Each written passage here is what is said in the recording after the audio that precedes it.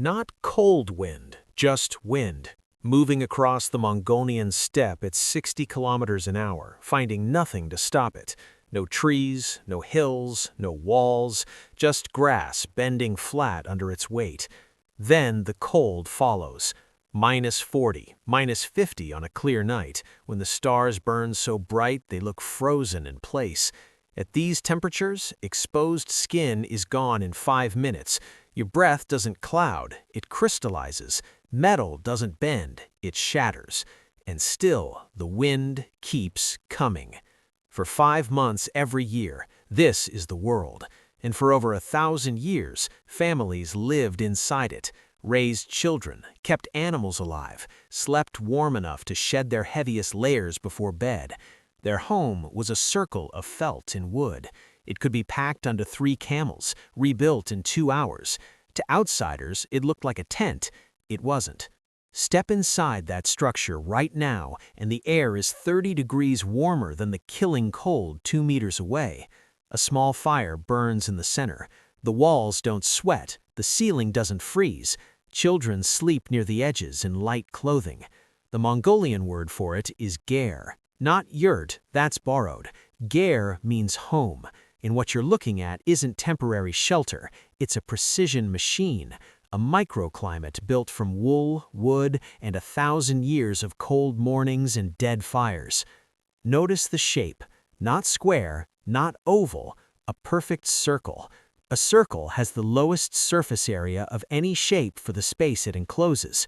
Less surface means less area for heat to escape through. And when 60-kilometer winds hit a circle, they slide around it. No corners to catch, no flat faces to push against. The pressure spreads evenly, finds no weakness, and moves on. The steppe wind hits the ger and loses. The walls are felt, sheep's wool compressed until the fibers lock together into a dense mat. Inside that mat, millions of microscopic air pockets, trapped air, and trapped air is one of the best insulators in the world. In summer, 2 or 3 layers. In autumn, 5. Deep winter, 8 or 9, until the walls are 15 centimeters thick. A barrier comparable to modern fiberglass insulation, but breathable. Moisture passes through slowly. Ice never builds inside, and when a cold snap hits harder than expected, you add another layer, tie it down, and the problem is solved. A log cabin can't do that. A log cabin has whatever insulation it was built with. The ger adapts. The fire is placed in the middle, not against a wall, not in a corner, the center. Hot air rises from the stove, spreads outward, hits the curved walls, and bounces back inward. The entire interior becomes a thermal sphere. No cold corners, no dead zones. Warmth moves continuously through the space without fans, without ducts, without anything but physics. The fuel is dried dung. Sounds primitive until you realize it burns slow and steady for hours, makes less smoke than wood, and on a treeless steppe where wood is too precious to burn, it was everywhere. A single load smolders through the night. The family banks the fire before sleeping. The felt holds enough warmth that even reduced to embers, the interior stays survivable through the coldest hours before dawn. At the top of the roof sits a circular hole.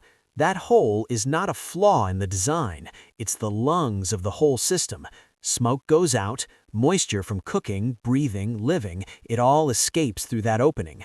Without it, the air inside becomes unbreathable within hours.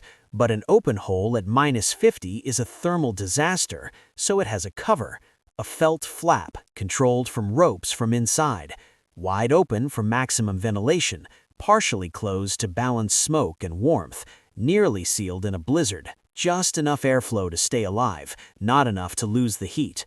The family watches the interior constantly. Too much smoke? Open it wider. Too cold? Close it down.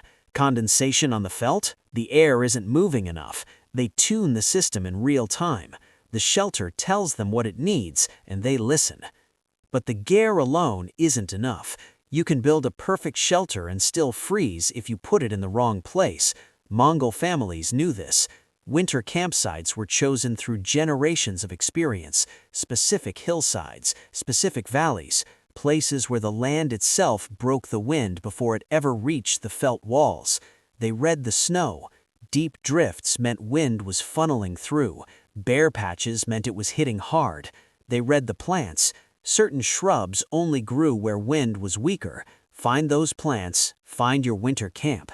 And when the wind shifted mid-season, they moved the Gare, 30 meters, sometimes 40, just enough to find the shelter of the land again. The Gare could be rebuilt in 2 hours, so they used that. Remove any one piece of this system and the whole thing fails. The circle deflects wind that corners couldn't survive. The felt traps heat that thinner walls would bleed away. The center fire warms space that a corner hearth could never reach. The adjustable vent lets smoke out without letting cold in. The terrain blocks forces that even the best insulation couldn't handle alone. Everything works because everything works together. The Gare looks the same today as it did 1,000 years ago, not because the Mongols stopped thinking, because they got it right the first time in a place that didn't forgive second drafts.